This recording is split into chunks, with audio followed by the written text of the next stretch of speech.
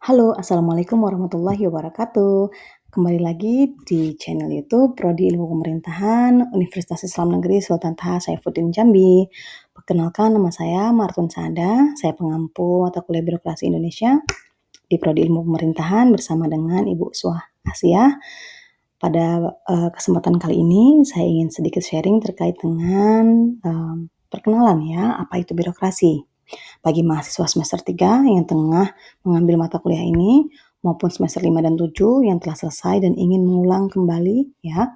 Jangan di-skip, jangan kemana-mana, pokoknya stay tune terus sampai selesai, oke?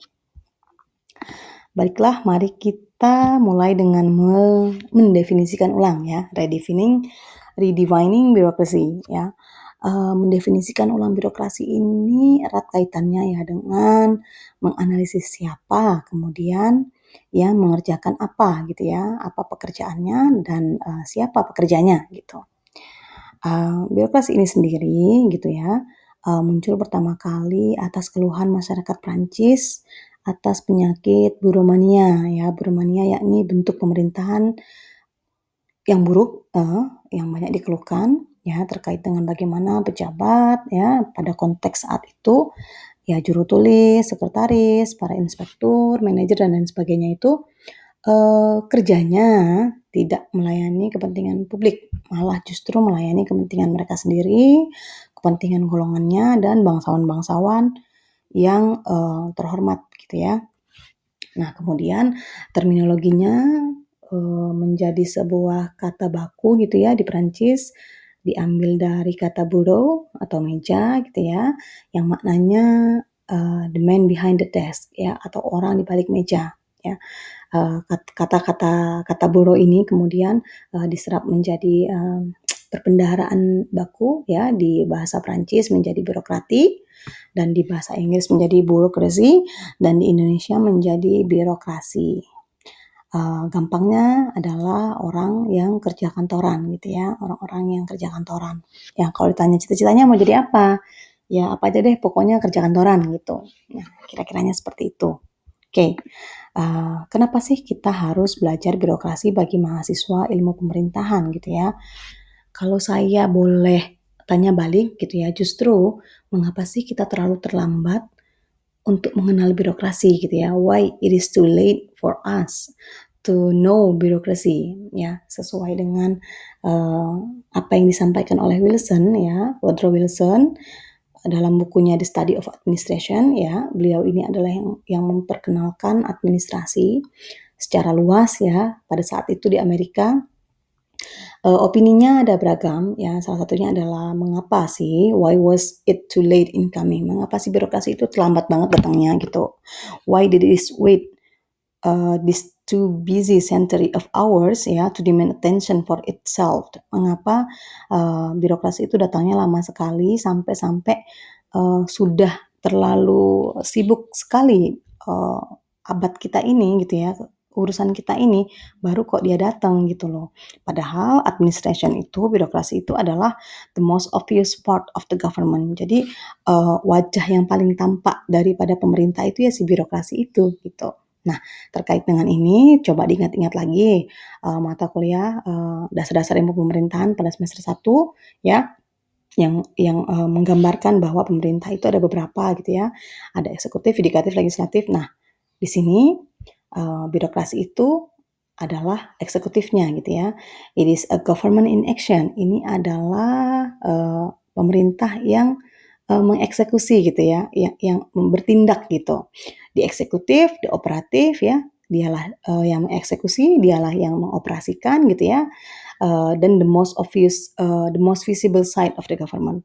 Jadi bagian dari pemerintah yang paling terlihat gitu ya, yang paling menonjol, yang paling nampak. Jadi kalau ditanya pemerintah itu siapa, ya biasanya orang akan menunjuk itu loh dinas ini, itu loh sepupuku yang honor di sini, itu loh ayahku, papaku yang lurah di sini gitu ya, seperti itu adalah birokrasi menurut pandangannya si Wilson gitu ya. Nah, kemudian apa sih definisi birokrasi itu? Kalau menurut pakar-pakar ya, jadi menurut Mufis, birokrasi ini adalah seperangkat organisasi ya, organisasi badan gitu ya, yang anggotanya itu diangkat melalui prosedur tertentu ya, proses tertentu ya, biasanya kalau di kita itu CPNS gitu, ataupun seleksi honorer dan lain sebagainya gitu ya. Untuk apa? Ya guna mencapai satu tujuan tertentu dari berbagai tujuan bernegara. Misalnya, tujuan bernegara kita apa yang tercantum dalam UUD 45 pembukaan, ya mencerdaskan kehidupan bangsa dan lain sebagainya, itu ya. Tujuannya untuk itu.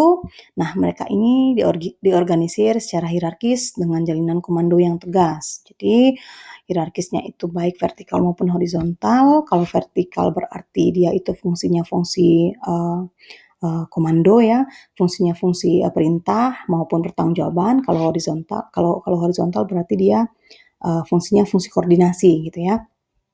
Nah, tujuannya apa? Juga untuk menciptakan pembagian kerja yang jelas. Jadi dalam birokrasi itu ada pembagian kerja yang jelas.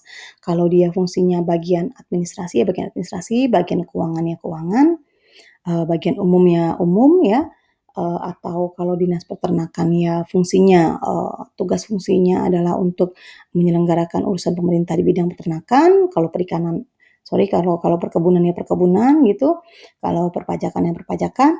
Nah, jadi, spesifik gitu ya tugasnya. Nah, di situ juga ada peraturan-peraturan umum, karyawan dipilih berdasarkan kompetensi gitu ya. Jadi kalau mau cari karyawan untuk mengisi lowongan di bagian, IT gitu, maka yang dicari adalah mereka-mereka lulusan, IT gitu ya, lulusan teknologi informatika gitu. Dan pekerjaan sebagai birokrat ini merupakan pekerjaan seumur hidup, ya. Kita tahu bersama bahwa PNS itu adalah kontrak mati istilahnya ya, bahwa mereka itu, akan menjadi abdi negara seumur hidupnya sampai dia meninggal gitu ya. Maka dari itu pemilihan, CPNS ini perlu dilakukan dengan sangat ketat, sangat baik gitu ya, prosesnya panjang karena, eee, integritas mereka sebagai, abdi negara itu perlu betul-betul diuji gitu. Nah, birokrasi itu posisinya di mana sih? Sebenarnya birokrasi itu bisa dianggap sebagai burger gitu ya. Burger itu burg tengah-tengah gitu ya. Menjadi penengah antara, politisi gitu ya, antara kepala negara atau kepala daerah dengan masyarakat ya. Di satu sisi birokrasi itu adalah penerjemah beserta juga implementator dari kebijakan publik yang telah dibikin, yang telah dibuat ya, yang telah dirumuskan oleh aktor politik. Di sisi lain, dia juga sebagai implementator kebijakan publik, juga sebagai pelayan publik dan harus responsif terhadap aspirasi masyarakat ya. Jadi birokrasi ini sangat dilematis sebenarnya. Posisinya selain dilematis juga sentral gitu dalam perannya terkait dengan penyelenggaraan negara. Maka dari itu penting sekali bagi kita untuk mempelajari birokrasi karena dia adalah core, adalah inti dari penyelenggaraan pemerintahan gitu ya. Nah, mempelajari birokrasi itu pendekatannya, sedikit berbeda dengan, pendekatan, politik gitu ya. Sesuai dengan moto penyelenggaraan administrasi pemerintahan, yaitu birokrasi starts when politics ends ya. Katanya birokrasi itu kerjanya dimulai ketika kerjanya politik selesai ya. Seperti apa? Oke, mari kita bahas. Melaksanakan kebijakan versus membuat kebijakan itu membutuhkan pendekatan yang berbeda ya. Kalau pembuatan kebijakan itu membutuhkan pendekatan politik terkait dengan berapa besar uangnya, anggarannya, dipakai untuk apa, untuk kepentingan siapa ya, siapa mendapatkan apa gitu ya. Nah, itulah pergulatan-pergulatan itu adalah ruangnya politik. Sedangkan kalau pelaksanaan kebijakan publik, implementasi kebijakannya itu membutuhkan pendekatan administrasi, pendekatan di birokrasi gitu ya yang membutuhkan pendekatan manajerial gitu terkait dengan efisiensi, efektivitas, ya kepuasan publik, pelayanan publik dan lain sebagainya. Nah, pendekatan administrasi ini harus bebas nilai, harus bebas dari kepentingan politik. Mengapa? Karena ketika birokrasi tersandra dengan kepentingan politik, maka birokrasi menjadi tidak fair ya. Oke, mari kita lihat studi kasus ini untuk lebih memperdalam teori gitu ya. Oke, ada contoh undang-undang cipta kerja gitu ya yang baru hits saat ini, yang sedang panas-panasnya, hangat-hangatnya dibicarakan gitu ya. Ter terkait dengan moto tadi ya, moto, "Bureaucracy starts when politics ends", maka pertanyaannya adalah who, ya, siapa, mengerjakan apa, gitu ya. Dari Undang-Undang Cipta Kerja ini, area politiknya adalah ketika DPR bersama-sama dengan pemerintah, dalam hal ini presiden gitu ya, merumuskan, undang-undang ini gitu ya, merumuskan isi-isi dari undang-undang ini ya, merumuskan mau dibawa kemana, peraturan terkait dengan penciptaan lapangan kerja, perizinan dan lain sebagainya ya, yang menyatu dalam UU Cipta Kerja Omnibus Law ini. Nah, itu adalah areanya politik. Sedangkan birokrasi tugasnya adalah menerjemahkan undang-undang yang, ribuan halaman itu katanya gitu ya, yang 1.300 sekian halaman, itu menjadi, program-program kecil-kecil bagi mereka gitu ya. UU Omnibus Law ini kan, sifatnya komprehensif ya di beberapa sektor. Jadi misalnya nih, birokrasi yang di Dinas Perizinan, ya dia mulai menerjemahkan tuh, oh berarti UU Cipta Kerja ini tidak lagi mengizinkan usaha-usaha tertentu untuk, melakukan perizinan di daerah.